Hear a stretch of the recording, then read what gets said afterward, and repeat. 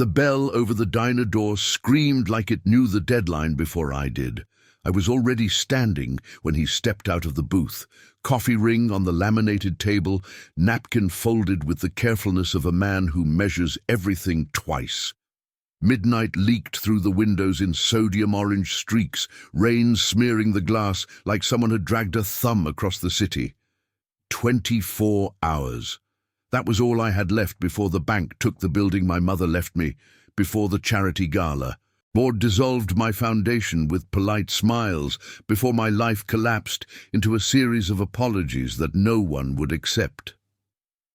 "Ma'am," he said, voice low, unsure if I was the kind of woman who belonged to that word. He had a jacket that didn't fit quite right, good shoulders, tired seams, and the smell of fries and rain clung to him. A child's drawing peeked from his pocket, crayon blue sky, a sun with teeth. I didn't plan to speak. I didn't plan to ask. Plans had a way of cracking under. Pressure. "I need a husband," I said instead, "by tomorrow night." The diner hummed, plates clinked. Somewhere a fork fell, and everyone pretended not to notice. He stared at me like I'd offered him a match in a room full of gas. "I'm sorry." I felt my pulse in my throat, the exact spot where fear makes a home. "I'm not asking for love.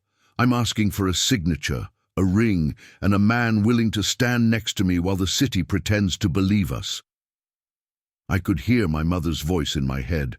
"Don't. Rush a man, darling. Let him show you who he is." The trouble was, time was a knife pressed to my spine. He glanced back at the booth, then at the counter where the waitress was refilling sugar, then back at me. A small crease cut between his brows, the kind you get from learning how to listen more than you talk. Why me? Because he had walked out of the booth alone. Because his hands shook just a little when he put them in his pockets, like he was carrying something fragile he didn't want to drop, because the city had taught me to recognize men who had already lost something important. "Because you're not looking," I said, "and neither am I." Rain hammered harder, a drummer losing patience. He swallowed. "I'm a single dad." "I'm an only daughter," I said. "We're both already compromised." The bell rang again as someone else left, and time snapped back into motion. 24 hours. I saw the mortgage papers in my mind, the clause my mother had signed in a moment of optimism. Family, stewardship requirement. I saw the board's email, the thinly veiled threat. I saw the house on Mercer, brick and ivy and memories, its windows dark.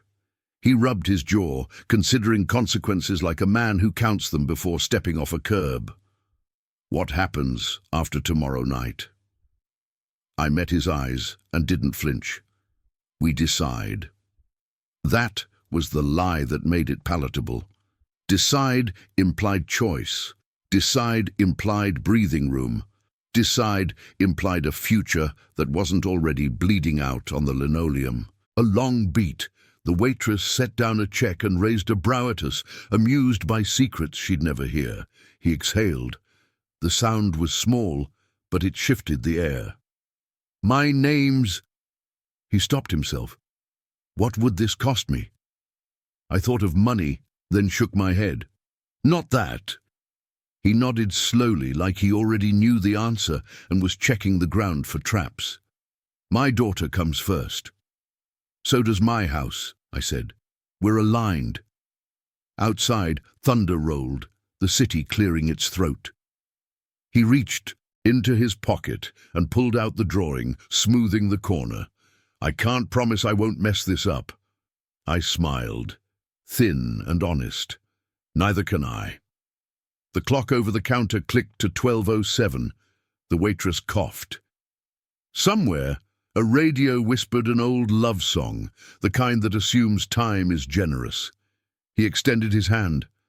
"One night," he said. "One wedding." I took it. His palm was warm, calloused, real. 24 hours, I said, or I lose everything. The bell over the door stopped screaming.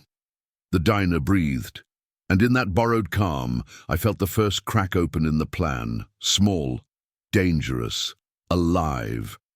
Outside, the rain kept falling like it didn't care who we were pretending to be. I learned his name at 12:19 a.m., under the flickering diner light that made everyone look like a suspect. He said it once, quietly, like a man sliding a key across a table he didn't own anymore. I won't write it yet. Names have weight, and I wasn't ready to carry his. Not when I was. Already dragging my mother's house behind me like a shadow with bricks. We walked out together. That was the first rehearsal. The rain had thinned into a cold mist, the kind that doesn't soak you but convinces you it will. The parking lot smelled like wet asphalt and old oil. He held the door for me without thinking.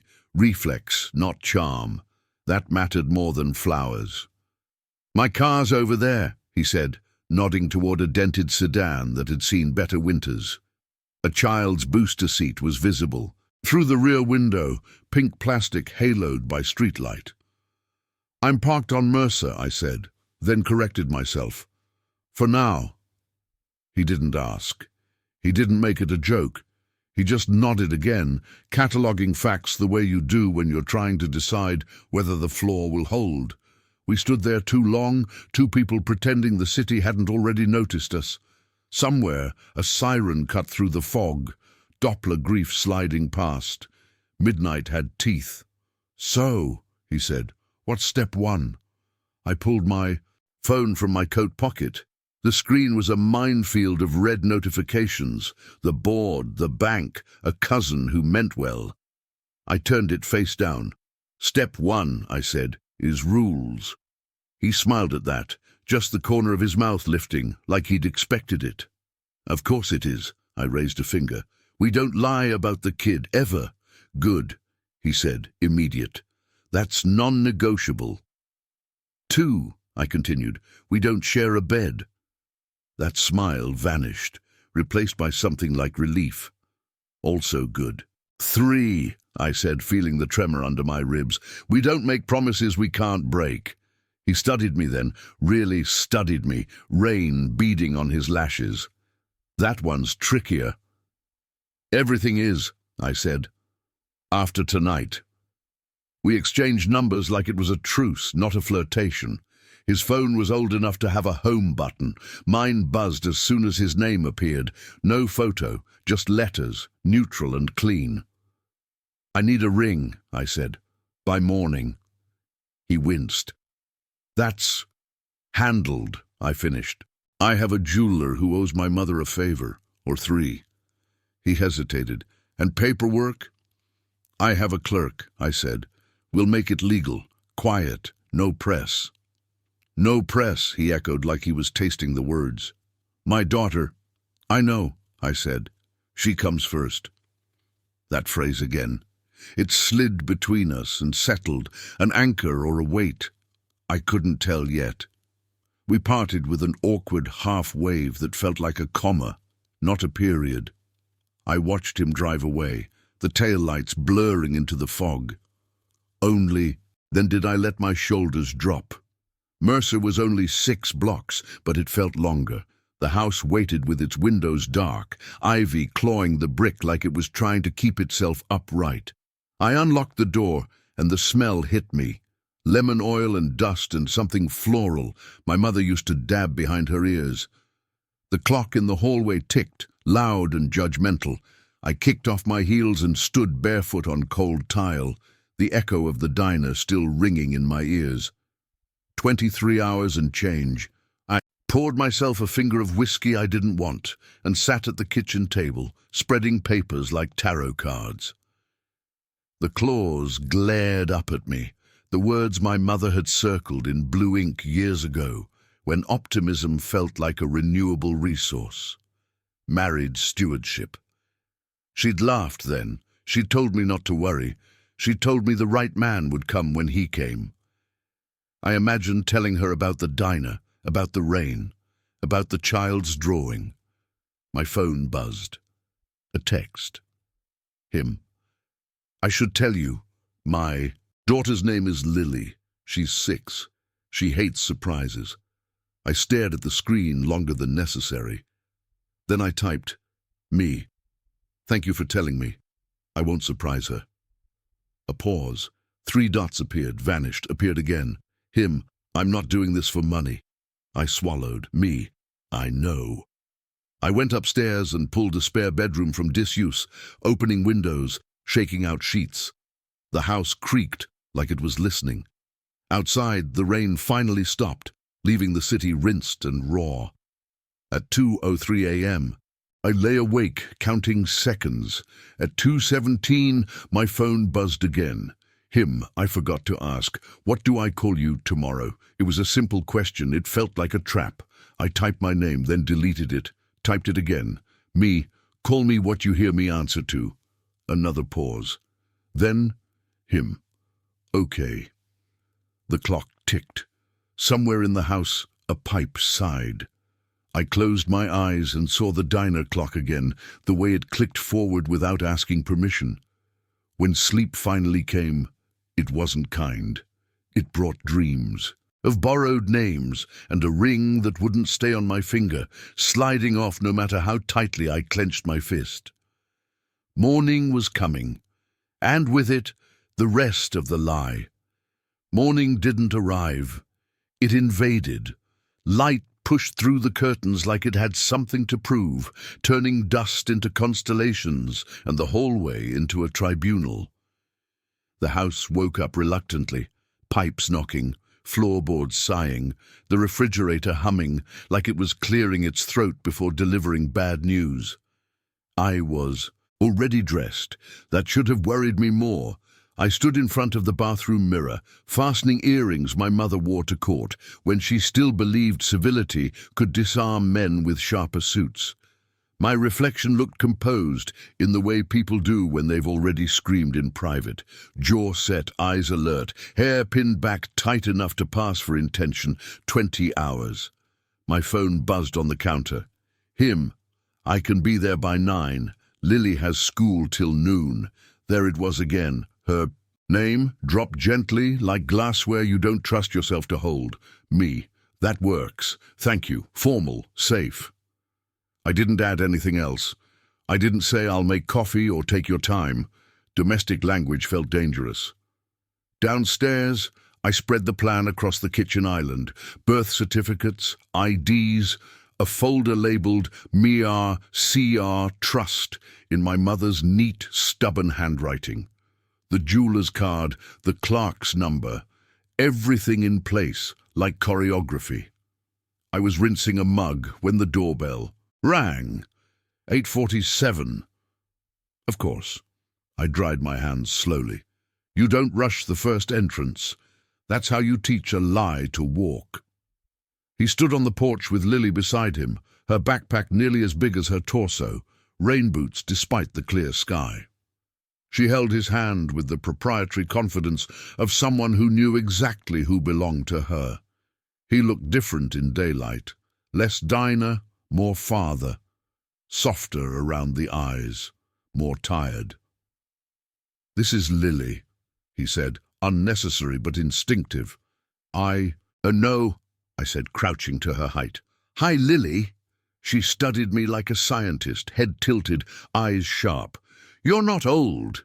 I smiled before thinking, neither are you. She considered this, then nodded once, verdict delivered. Daddy says you have a big house. I do, I said, but it's mostly rooms arguing with each other.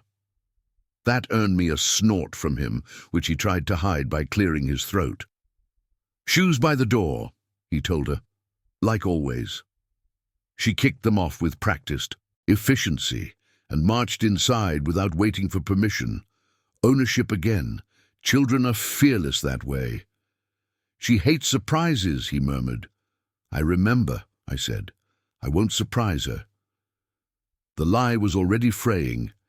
In the kitchen, Lily climbed onto a stool and swung her legs, inspecting the counter like she might find something incriminating. I poured juice, slid it to her. Do you live alone? She asked. Yes. Why? because everyone leaves, because the house is louder with ghosts than with people, because loving something means eventually losing it. Because I work too much, I said instead. She accepted that. Children accept truths when they're shaped like lies. He leaned against the counter, arms crossed, watching us like he was timing my breathing. We should go, he said gently. School. Of course, I said. I'll see you after. He nodded. After. One word. A hinge. At the door, Lily paused and looked back at me. Are you coming to my school? I opened my mouth, then closed it. He stepped in, smooth and calm. Not today, kiddo. She frowned, then shrugged, adaptable. Okay. They left with the same bell-ringing finality as the diner door, and the house exhaled like it had been holding something in. I let myself sit for exactly 30 seconds. Then I stood, grabbed my coat, and called the jeweler. The ring was heavier than I expected. Gold with a small, honest diamond. Nothing that screamed money, everything that whispered commitment. It felt cool on my skin, foreign and inevitable. Your mother had taste, the jeweler said, sliding it across the velvet, and opinions. She still does, I said. At City Hall, the clerk didn't look up when we handed over the papers. That was the point. The mundane violence of bureaucracy. Stamp, sign, slide, repeat. Our names appeared together in black ink, like they'd always known where to sit. He signed first. His hand didn't shake. I signed second. Mine did. Outside, the city roared back into focus. Noon traffic. Sirens. A hot dog cart coughing steam. We stood on the steps with the ring between us like an artifact. This is the part, he said quietly. I know. He slid the ring onto my finger. It fit too well. The weight of it pulled my hand down, gravity finding purchase. I did the same for him. His knuckle was scarred, a thin white line like punctuation. For a moment, neither of us moved. Practice? He asked. I took a breath and turned toward him, slipping my arm through his. Husband. The word tasted. Strange. Metallic. Powerful. Wife, he replied, softer than I expected. A photographer across the street lifted a camera, then lowered it when we didn't fit the story he wanted. No kiss, no cheer, just two people standing too still. My phone buzzed. The board. I didn't answer. We walked down the steps together, our shadows aligning on the pavement like they'd been rehearsing without us. 7 hours left, and the city was already watching. By 3 o'clock, the city knew. Not in headlines. Not in ink. In glances that lingered a half-second too long. In the way a valet's smile recalibrated when he saw the ring. In how doors opened faster when we approached together, like the building itself was eager to be on the right side of the story. The Mercer house looked different with him beside me, less like a museum, more like a claim. The black sedan idled at the curb, engine murmuring impatience. The driver checked his watch and then pretended not to. The gala started at 6, but arrival was a ritual all its own. Timed, photographed, dissected. If we were going to sell this, it had to look effortless. He adjusted his cufflinks, eyes flicking to the windows across the street. You're sure about this part? No, I said, but certainty reads well on camera. Inside, the house smelled like polish and citrus, the echo of staff footsteps layering over old silence. I handed him a glass of water instead of whiskey.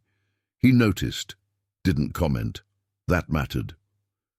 Rules update, I said, smoothing my dress. Midnight blue, tailored to memory. In public, you initiate contact, hand on my back, elbow, nothing possessive. And in private, I met his eyes. We breathe. A corner of his mouth lifted. I can do breathing. At 5:42, Lily FaceTimed from the back seat of the sedan he hadn't taken. Her hair was damp from a rushed shower, pajamas patterned with stars. Daddy, she said wide-eyed. Are you fancy? He turned the camera, letting her see his jacket. Very fancy. She giggled, then noticed me. The screen went still. You're wearing sparkles. I am, I said, for work. She leaned closer to the phone, studying my ring with forensic focus. Is that yours? Yes. She nodded, satisfied. Okay, don't be late. The call ended. He didn't look at me right away. She trusts routines, he said finally. This isn't one. I know, I said. I'll earn it. Outside, the flash hit before the car door closed. Names shouted. Questions shaped like compliments and traps.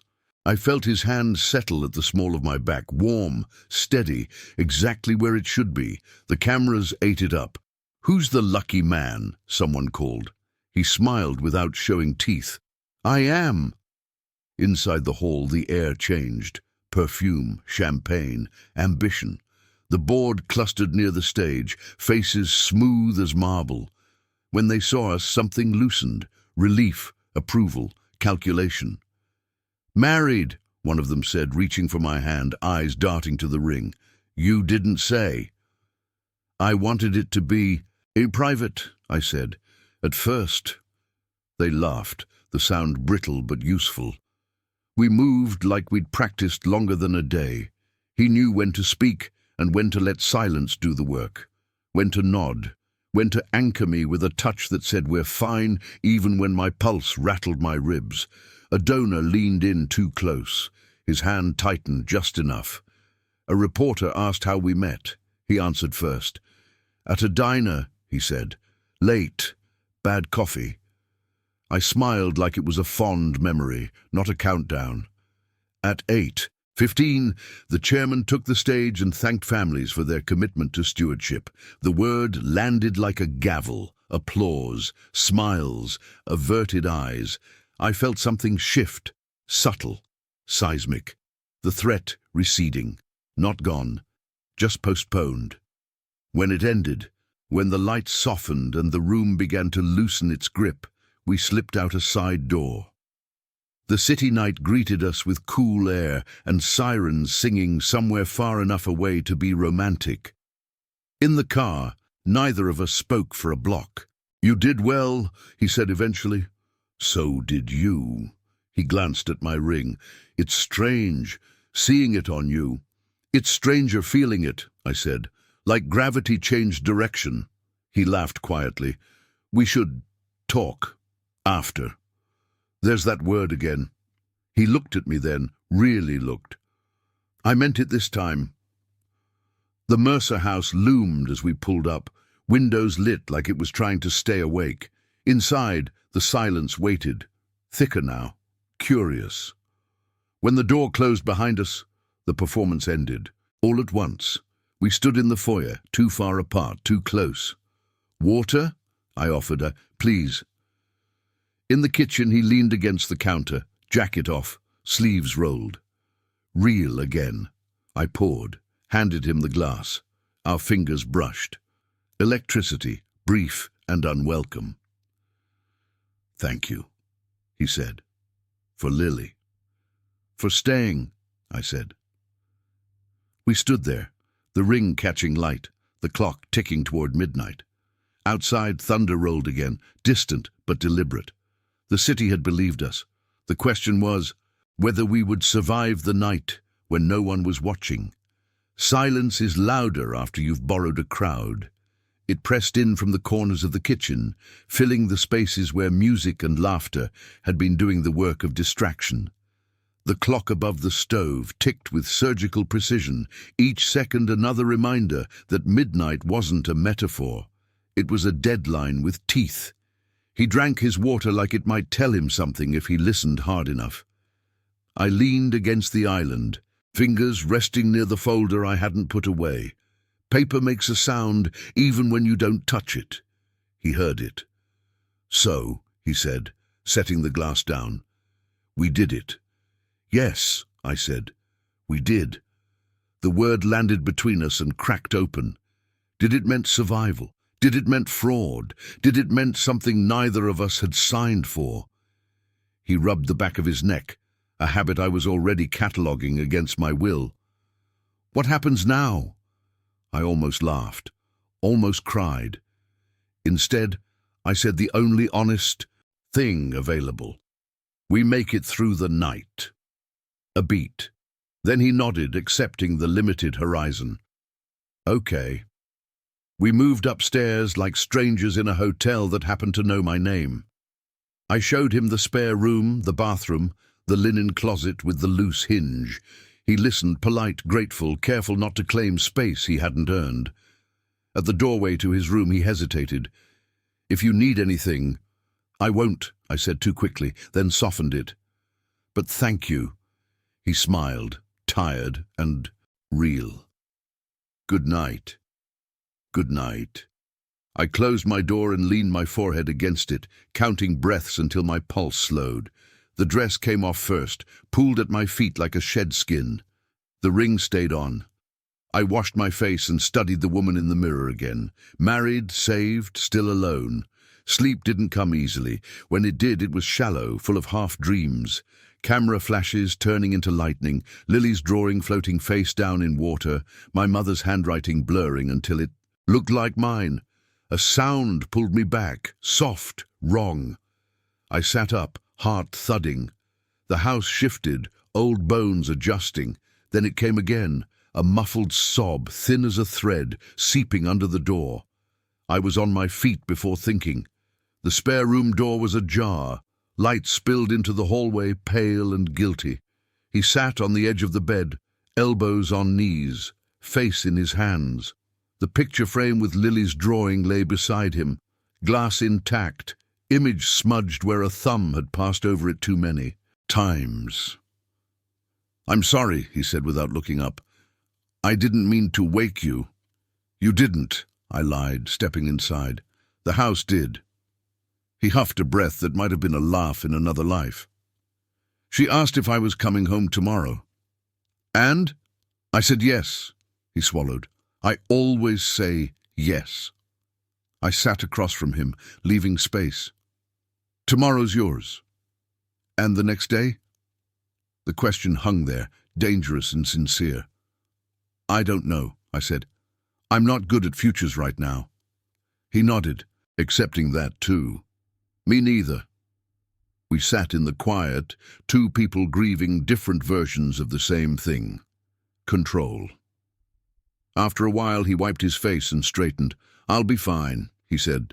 "I just needed a minute." "I understand," I said. And I did, more than I wanted to. Back in my room, I checked the time. 11:58 p.m. My phone buzzed. An email. Subject line. Confirmation received. I closed my eyes as the weight lifted, slow and undeniable. The house, the foundation, safe, for now. Midnight arrived without ceremony. Somewhere down the hall, he turned off his light. The house settled, resigned. I lay back and stared at the ceiling, the ring a small, steady weight on my hand. We had crossed the line. What waited on the other side wasn't relief. It was morning. Morning didn't ask permission. It crept in through the blinds, thin and pale, like it knew it was trespassing. The house sounded different after midnight, less desperate, more curious, as if it had accepted the story, and was now watching to see how badly we'd tell the next part. I woke with my hand clenched into the sheets, the ring bit into my finger, real and unmoving. For half a second, I forgot why it was there. That was the most dangerous moment so far. Then memory rushed back in, the diner, the rain, the gala applause collapsing into silence. Him. Lily. Midnight. I sat up slowly, listening. No voices, no footsteps. Just the low hum of the city waking up beyond Mercer, delivery trucks coughing awake, a siren yawning somewhere far off, ordinary life resuming, blissfully unaware of the legal fictions sleeping under my roof. I dressed quietly, choosing something neutral, linen pants, soft blouse, armor disguised as comfort. When I went downstairs, the smell of coffee was already there. He stood at the counter, hair still damp, sleeves rolled like yesterday hadn't ended yet. 2 mugs waited between us, steam curling upward like a truce. "Morning," he said. It wasn't loaded. That almost scared me more. "Morning." I took the mug. Black, no sugar. He remembered. I didn't thank him. Gratitude felt intimate, and intimacy felt reckless before 9 a.m. "She's up early," he said. "Always is." "I can drive you," I offered, "if that helps." He studied me over the rim of his mug. "You don't have to." "I know," I said. "I want to." That landed, soft, but undeniable. The drive was quiet in the way mornings demand. Lily watched the city slide past the window, humming to herself, sneakers tapping an offbeat rhythm against the seat. At a stoplight, she leaned forward between us. "So," she said, like she was announcing a science experiment. "Are you staying?" The car stilled. Red light, green waiting somewhere we hadn't earned yet. He glanced at me, quick but careful. I felt the weight of the answer press against my teeth. "For now," I said. She accepted it immediately, like children do when you don't insult them with over-explanations. "Okay." Then after a beat, "You don't smell like Dad's soap." He laughed, despite himself. "That's because she's smarter than me." I raised a brow. "I like my soap." At the school curb, Lily hugged him hard, then surprised both of us by hugging me too, quick, efficient, like checking off a box. Then she was gone, swallowed by backpacks and bells.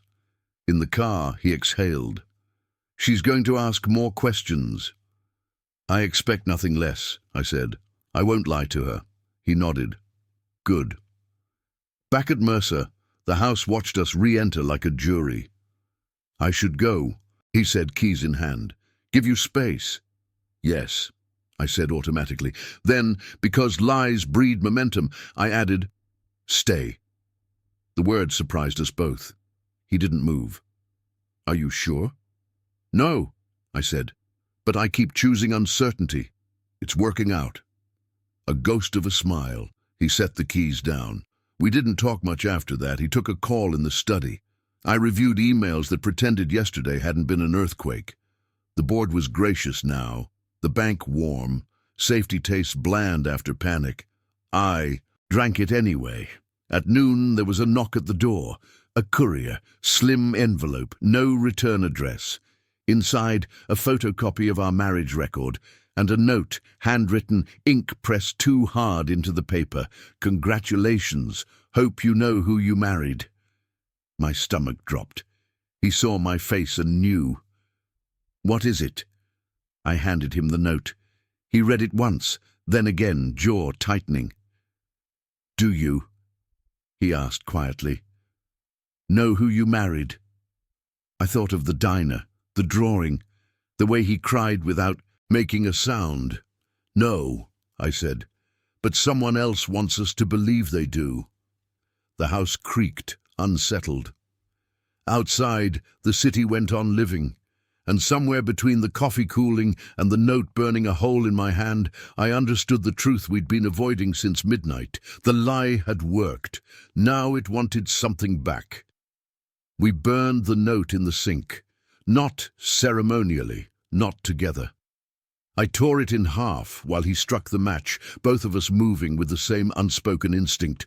Don't let this thing live longer than it has to. The paper curled, blackened, collapsed into itself. The ink bled like it wanted a second chance. "Someone has access," he said, watching the ash. "Clerk, board, bank." "Or all three," I said. "People talk when they think they're being helpful. And when they think they're being paid," he added. That earned him a look.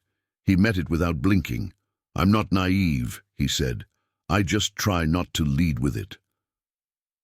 I rinsed the sink, scrubbing harder than necessary. This house attracts interest, always has. My mother used to say walls like these make people curious. And greedy. Yes. We stood there.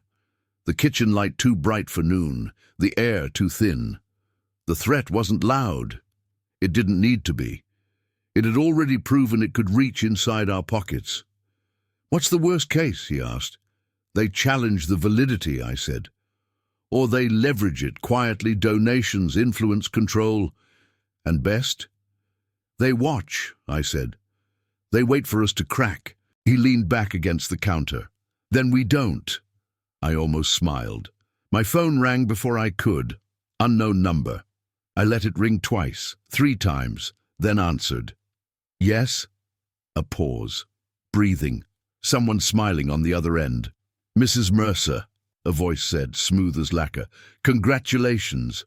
I closed my eyes. He was already watching me, reading the room through my shoulders. "Who is this?" I asked. "A friend," the voice said. "Of your mother's. And now, perhaps, of your husband."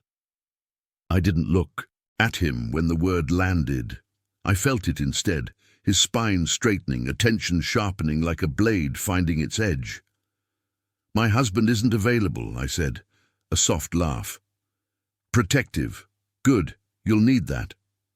"What do you want?" I asked. "To help," the voice said. "You're underestimating how quickly stories grow legs in this city. I'm offering a leash." I pictured the note, the photocopy, the pressure behind the ink. "I don't accept help with strings." "You already did," the voice replied, gently, "when you said, 'I do.'" The line went dead.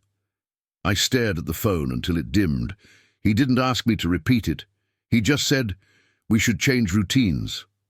"Yes, and tell Lily as little as possible." "Always." He hesitated then, "And we should agree on the truth." I met his eyes. "Which one?"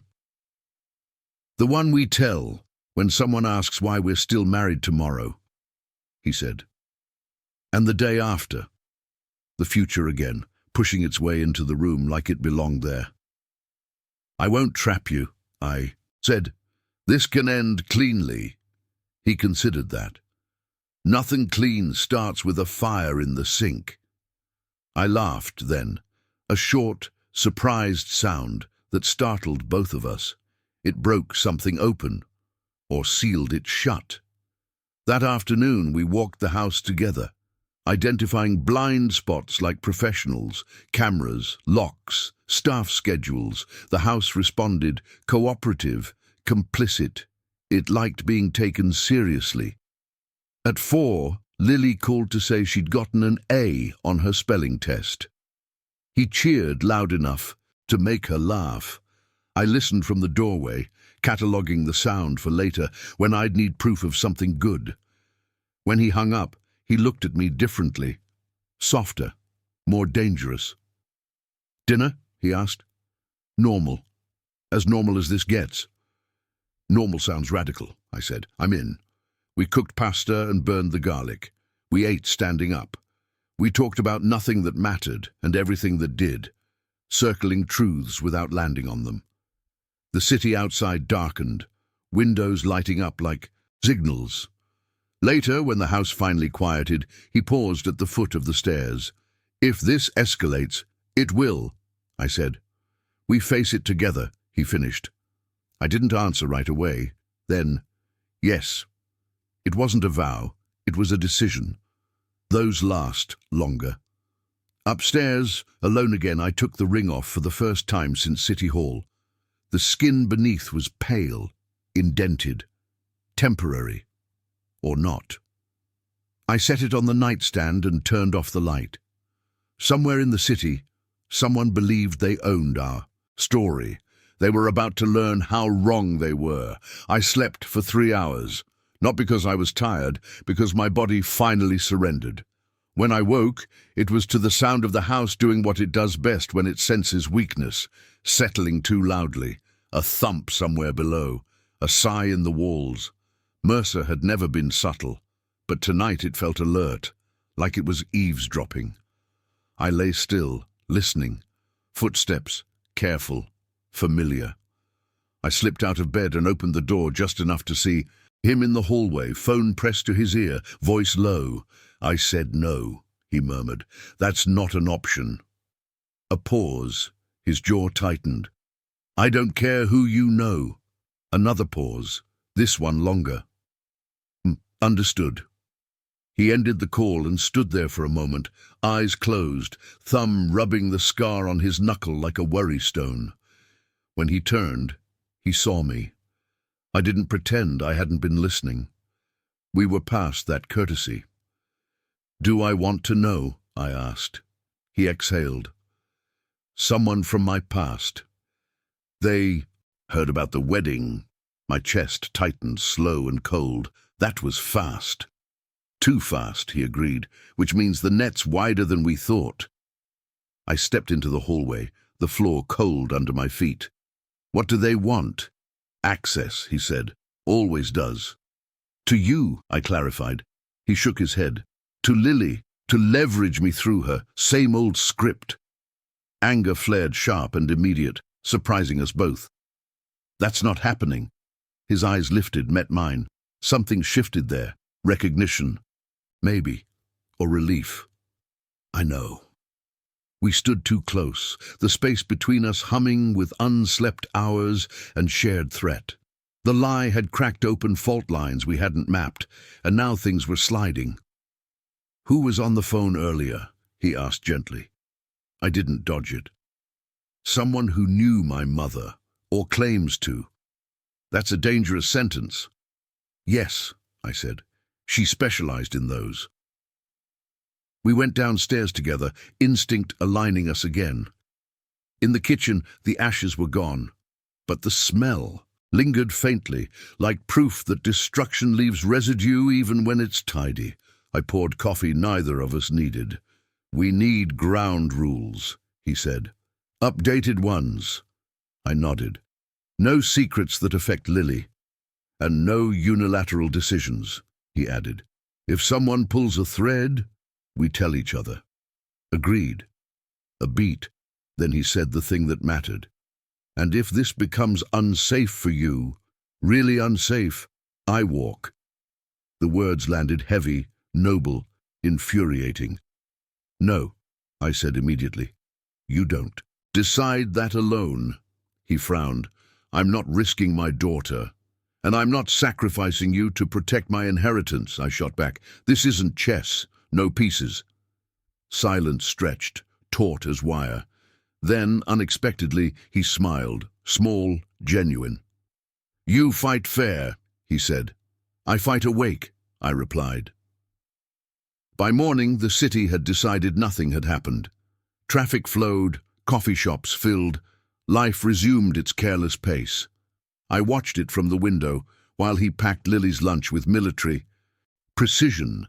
At the door, he paused. Tonight, he said, we should tell her something. Yes, I agreed, but not everything. He hesitated. She's smart. I know, I said softly. So am I. After they left, I made calls. Old ones. Names my mother had written in the margins of books, numbers she'd circled with a question mark and never explained. The city answered me in fragments, half-truths, warnings, favors owed but not yet called in. By afternoon, a pattern emerged. The note, the call, his, past surfacing now of all times. This wasn't curiosity, it was coordination. When he returned with Lily, the house felt smaller, the walls closer. Lily sensed it too, quieter than usual, eyes flicking between us as we moved around the kitchen like we were sharing a secret she hadn't been invited into. At dinner, she set her fork down. Are you mad? No, he said quickly. Yes, I said at the same time. She considered that, then nodded. Okay.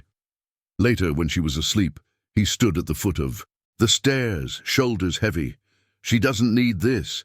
Neither do you, I said. Neither do I. He looked at me then, really looked. Why are you still doing this? I didn't answer right away. The easy answers, duty, survival, legacy, felt thin. Because someone tried to scare us, I said finally, and I don't like rewarding that. A long silence. Then, me neither. Outside, a car slowed in front of the house, idled, moved on. I watched from the darkened window until its taillights vanished. The lie hadn't just worked, it had attracted attention, and attention in this city always comes with a bill. The city blinked first. That was how I knew we'd won. It happened quietly.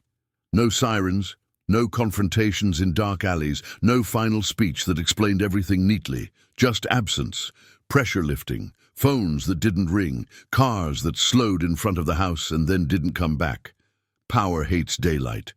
It prefers implication. Once you make it step into the open, it gets embarrassed. The call came at 6:12 a.m., while the house was still deciding whether to wake up. I was already dressed, coffee cooling untouched beside me, the ring back on my finger, not as a symbol, but as a key. "Mrs. Mercer," the lacquered voice said again, thinner now. "You've been busy." "So have you," I replied, less successfully. A pause, breathing, sharper this time. "You made inquiries," the voice said, "unnecessary ones." "I made accurate ones," I said. "You don't like accuracy. It limits your options." Silence stretched. Somewhere in it, I could hear him, my husband, still strange to say, moving upstairs, Lily's laughter floating down like a tether to something real. "You're overplaying your hand," the voice warned. "No," I said calmly, "you did.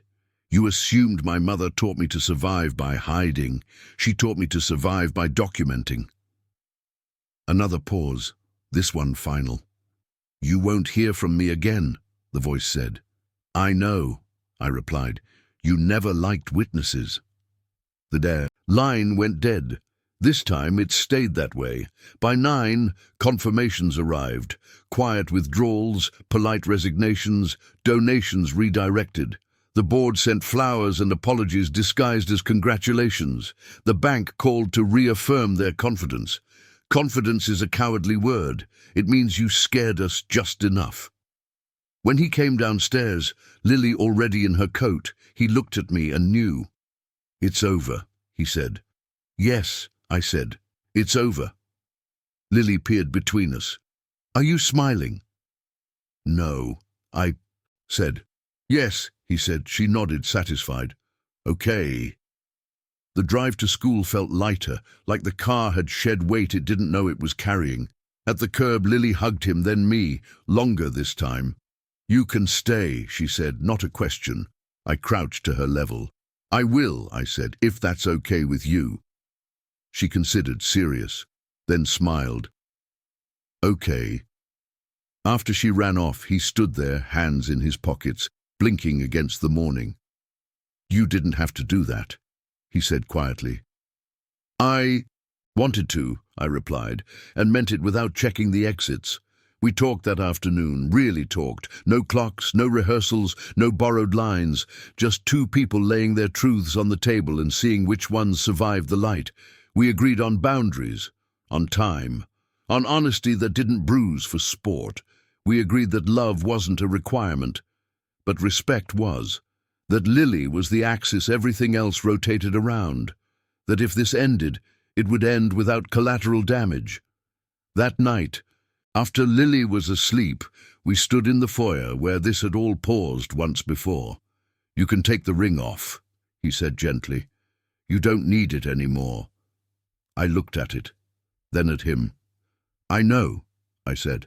"I didn't take it off. Not because of the house. Not because of the city. Not because of the lie. Because somewhere between the diner and the fire in the sink and the quiet courage of a child who hated surprises, the story had stopped pretending." We went upstairs separately.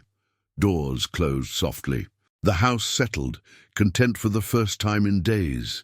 Later, lying in the dark, I thought of my mother, of the clause she'd written in Optimism and Fear, of the way she believed institutions could be bent if you knew where to apply pressure. She was right. But she'd missed something. So had I.